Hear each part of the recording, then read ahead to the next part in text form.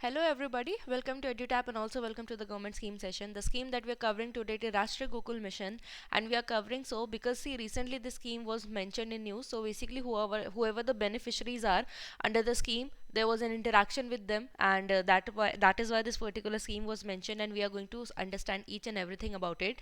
But before that, here's an announcement for all the aspirants who are preparing for central regulatory bodies. We have come up with one-stop solution guide to all the queries that you must be having regarding the organization you want to join. For example, if you want to know more about RBI NABARD SEBI, then all the detailed information are present in these e-guidebooks along with the hierarchical structure, what will be your role once you join the organization and whatnot. Once that is done, then all about the recruitment process, your age eligibility, what is required, what is the education qualification that you need, how many phases are there, what is the pattern of each phase, what is the syllabus for each phase of the examination, what does the previous year cutoffs says about the examination, and all the other required information.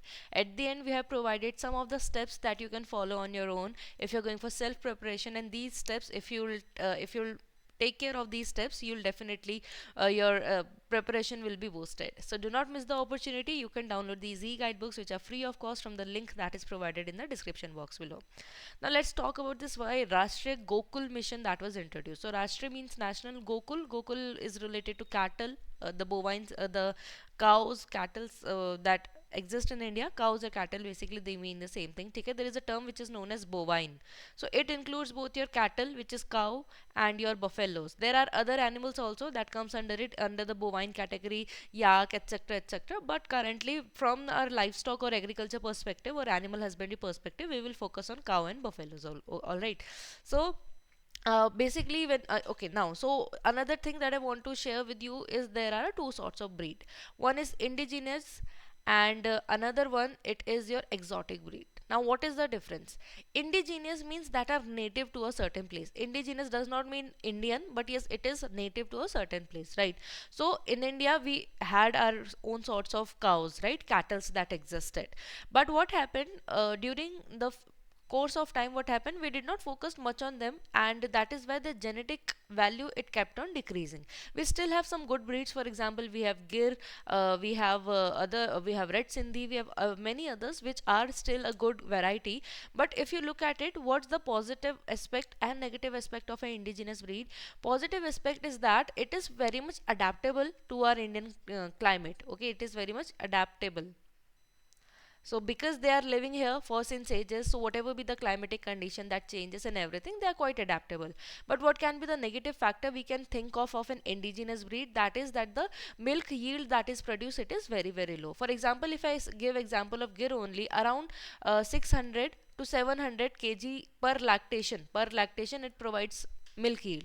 However, if I compare that to an exotic breeds are the foreign cattle breeds that we have brought from the foreign land in India. Okay, why we have brought it? Because their capacity of milk production is very high. For example, if I compare that of Jersey, it is around 4500 kg per lactation. So you can see the difference, how much difference it is there, right?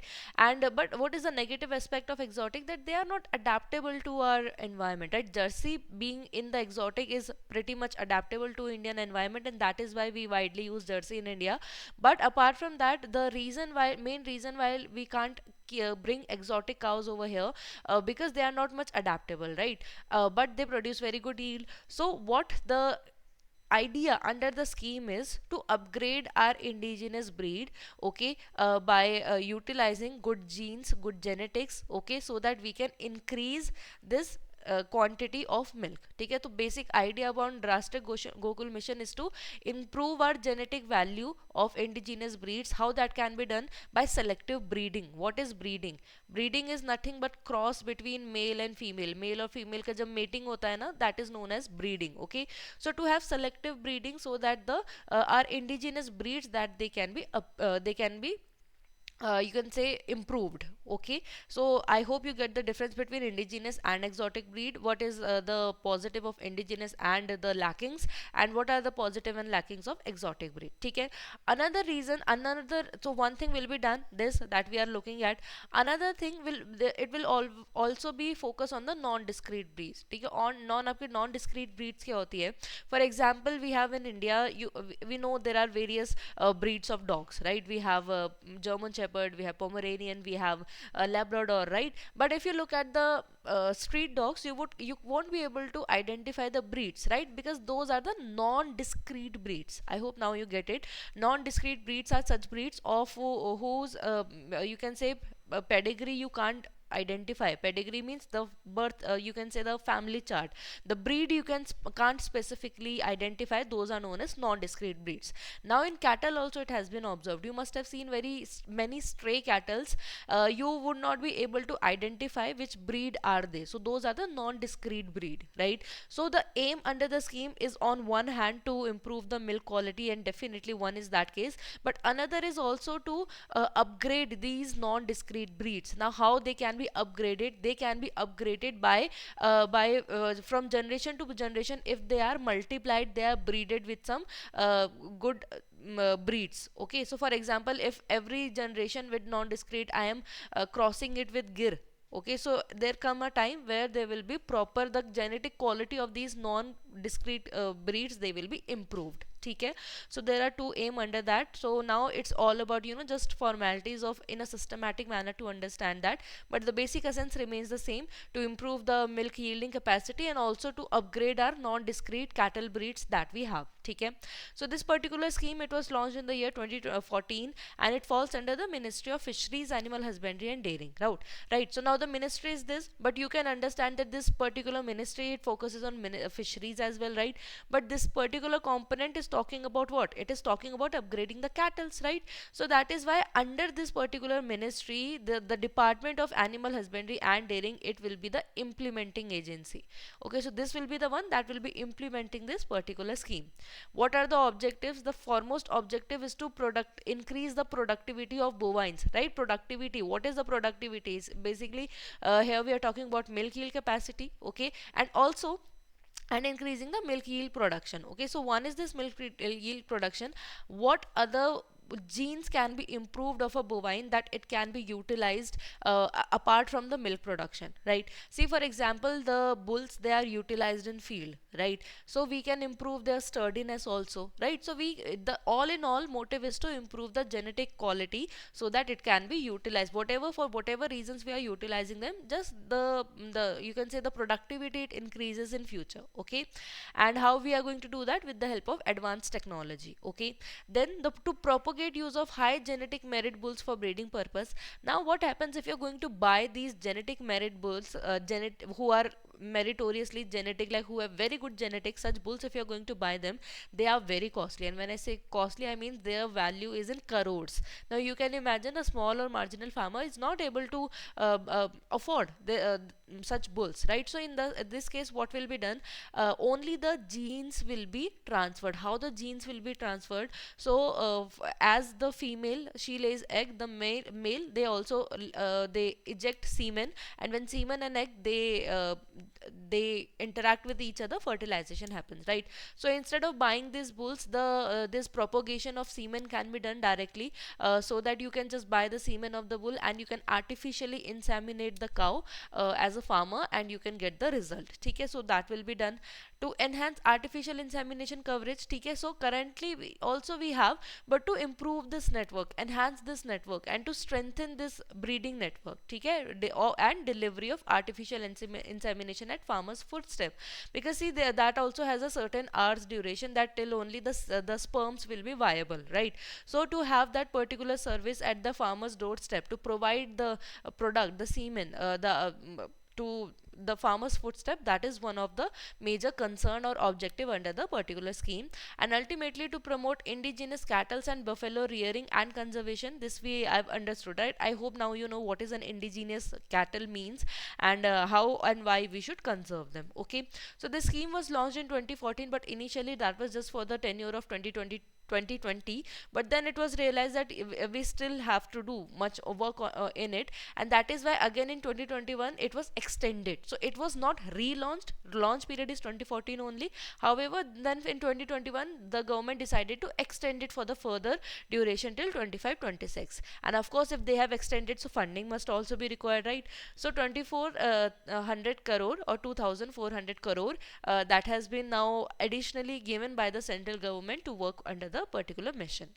Now what are the components under it? So again, now we have understood the objectives, that was to conserve our indigenous breeds, right? That was to improve the productivity, that is to improve the network of artificial insemination. Okay, now what is this artificial insemination? Because see, in natural time, what happens in natural environment, male and female, they come together, they mate, right? But we understood that these meritorious genetic bulls, they are very costly, so not every farmer can afford them, right? So now with the help of science and technology, what can be done? Just the semen can be extracted, and it can then, with the help of science, artificially it can be inserted into the female body, and then the rest process is same only, right? That is to have that that fertilization. So what are the components? ठीक है, availability of high genetic merit germplasm. Germplasm is nothing but your DNA, your genes. Germplasm में your genes, quality genes we are talking about. So the first component under the scheme is to make available high genetic merit germplasm. ठीक है.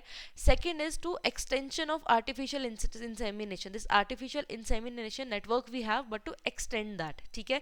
इसको we will study one by one what are the sub points under it, but currently I'm just giving you the overview what are the 4 components under it, so that you have an idea, ठीक है, that what we are going to study about. The first was to have this availability of the high merit germplasm, the good quality genes we should have.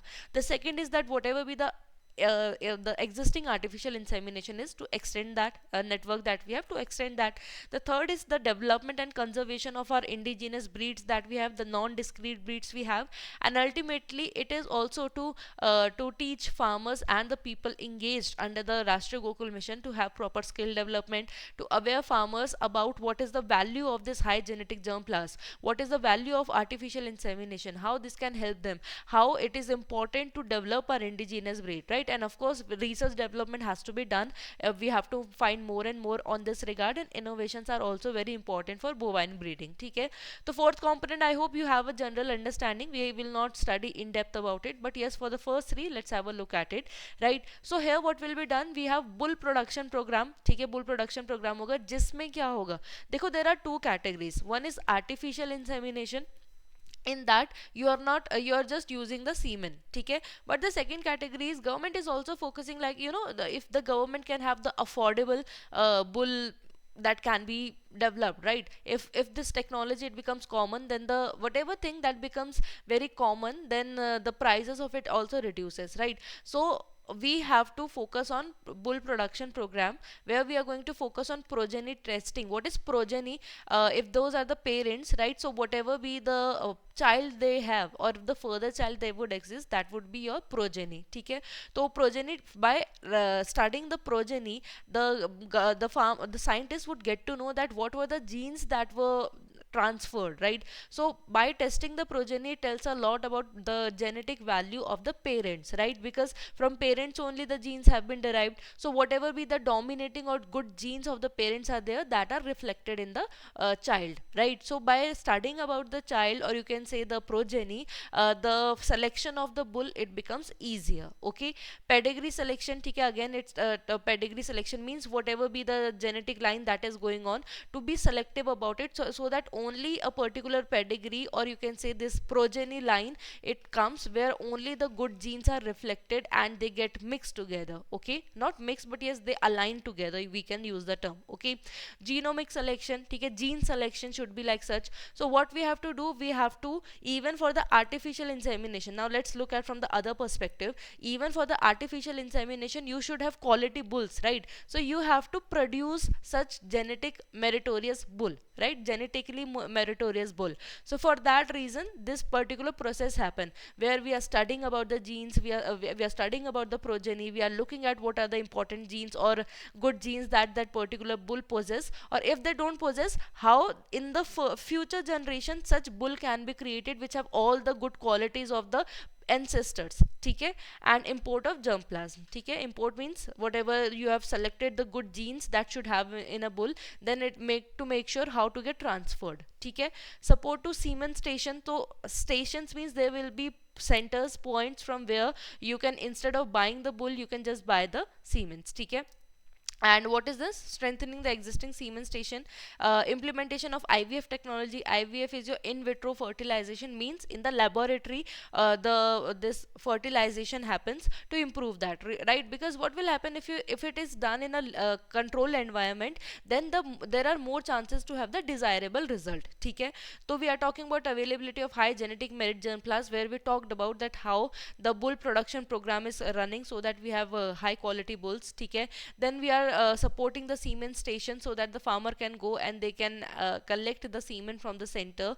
Okay, then of the bulls. Okay, then implementation of IVF technology that is going to help with the assured pregnancy. Okay, because in the control environment, in the natural time, it's a hit and trial method, right? It's not necessary that if the mating happens the pregnancy will be there, right? But in IVF, in the in vitro fertilization, in the or in the laboratories, when it is done, so then it assures that the pregnancy will be there, and breed multiplication farms will be there, so that whatever good genes, now from the good genes from the ancestor, now we have made good quality bulls, now those are multiplied, then we have to multiply also, right? Such cattles or buffaloes, right? So for that, breed multiplication farms will be there. So that was the first component. Now the second component is extension of artificial insemination network. So we have to establish that. For that, what will be done? So how the extension will be done, as more and more such centers will be published, right? So for that, matris are established. Okay, so matri has a full form. I would recommend to memorize the full form. It is multi-purpose AI technicians in rural India. Please keep in mind, this AI here is not artificial intelligence, but it is artificial insemination. ठीक है, तो क्या बात कर रहे हैं कि in the rural, especially in the rural areas, technicians will be provided. Oh, those will be multi-purpose artificial insemination, means they will be trained all about the artificial insemination, and such establishment of such centers where matris are present will be this such sort of establishment done will be done in rural India, so that the farmers they can take the benefit. Okay, and nationwide artificial insemination program will be established with an aim of what? To cover 30 million animals annually. Okay, so that again, if any farmer cannot afford the bull, they can just utilize these matri facility. Okay, so 30 million animals annually it is expected to cover under this artificial insemination network or program. Okay, and currently leading to increase. Okay, from current what is what 30%, but the government aims to at least to increase that to 70% of the breedable bovine females. Okay, तो मतलब जो भी females है, to increase this coverage to them.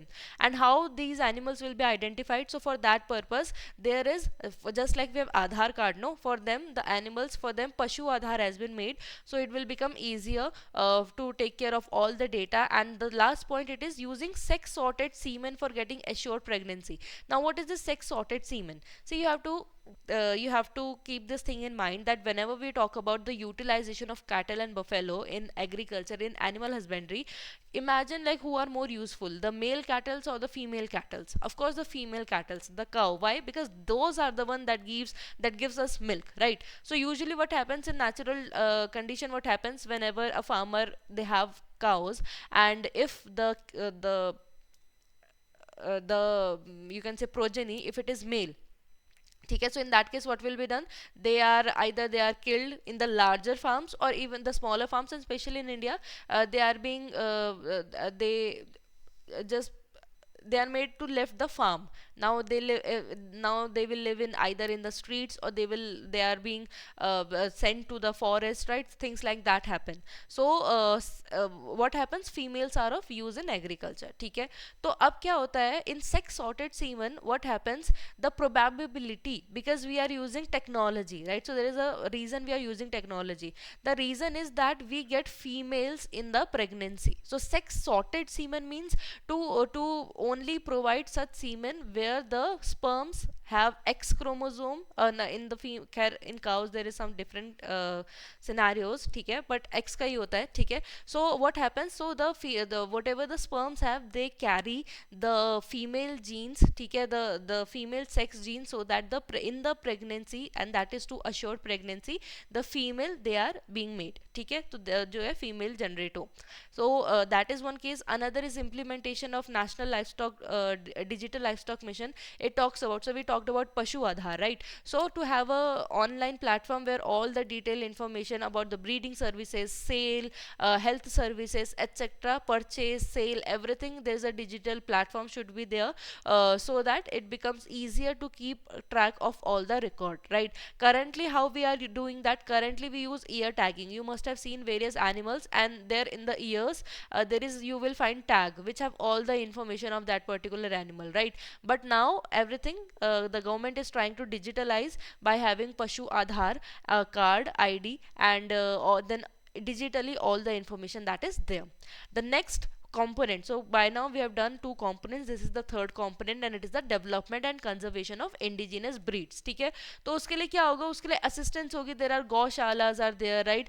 For them, the financial assistance and the technical assistance that will be provided. ठीक है, so that is about the scheme, about the components. The fourth one was about the skill, giving skills. Now talking about the funding pattern, ठीक है, तो funding pattern की बात करें, all components are implemented on 100% grant in base, ठीक है, like whatever the requirement is there, on that basis the money will be provided, except for the following categories. The first, we understood that we have to improve the breed, right? So for that cases subsidy दी जाएगी, because these are very costly. This laboratory, this artificial insemination, or this breeding in the laboratories, it is very very expensive, right? So for that, what will be done? Subsidy will be given by the government. So subsidy of 5,000 per IVF pregnancy will be made available by the government. Okay, in case of sex sorted semen, I hope now you know what is sex sorted semen. Only such semen which carry such sperms which will produce the assured pregnancy of a female. Okay, so that is a sex sorted semen. I would not say there are 100 chances of female pregnancy, but yes, that increases somewhere to 90 to 95%. While in case of your natural insemination, there is 50-50 chances of being a male cattle or a female cattle in the progeny. ठीक है, so promoting sex sorted semen में subsidy कितना जाएगी? Up to 50% of the cost of the sex sorted semen. Okay, in first case where we are talking about breed improvement for IVF pregnancy, when IVF pregnancy has to be done, 5,000 per pregnancy will be subsidized by the central government. And in second case, that is to promote the sex sorted semen, just to get the semen that is not being implanted in the IVF pregnancy, right? In that case, 50% of the cost. ठीक है. Next, we also talked about how we have to multiply whatever be the good genes we have now extracted, and we have built animals on that, right? So now we have to multiply that. So for that, how for building such farms, what subsidy is given by the government?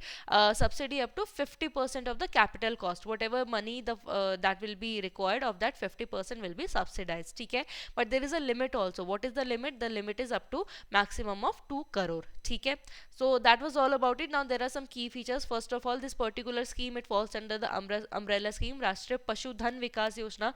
Okay, Pashu means animals, Dhan means the wealth. So the wealth we have, the animal wealth we have, to develop that. So there's a big scheme, and under that we have Rashtriya Gokul mission, and this mission will benefit in two things, right? First of all, to have this percolating to all cattle and buffaloes of India, especially in the small and marginal levels, right? As I told you that because these good high genetic bulls and the cattle, they are very costly, but we have to percolate this into the system where even a small or marginal farmer can utilize the benefits out of it, right? And definitely women in particular are going to get the benefit, because 70% over the 70% of the work that is done under animal husbandry, it is done by females in India, right? So again, this was a particular scheme about it news. Okay, and this is a homework for you all regarding this. I will mention all the toppers of this and the last session in my next video. Until then, if you like the video, kindly subscribe to our YouTube channel, and you can join our Telegram channel to get the PDF of this lecture, and the link of the Telegram channel, it is present in the description box below. Thank you everybody for watching the session. If you want me to cover any scheme, do let me know. I'll definitely make a session on that, and we'll meet again with another video on another government scheme. Until then, all the very best for your examination, and thank you.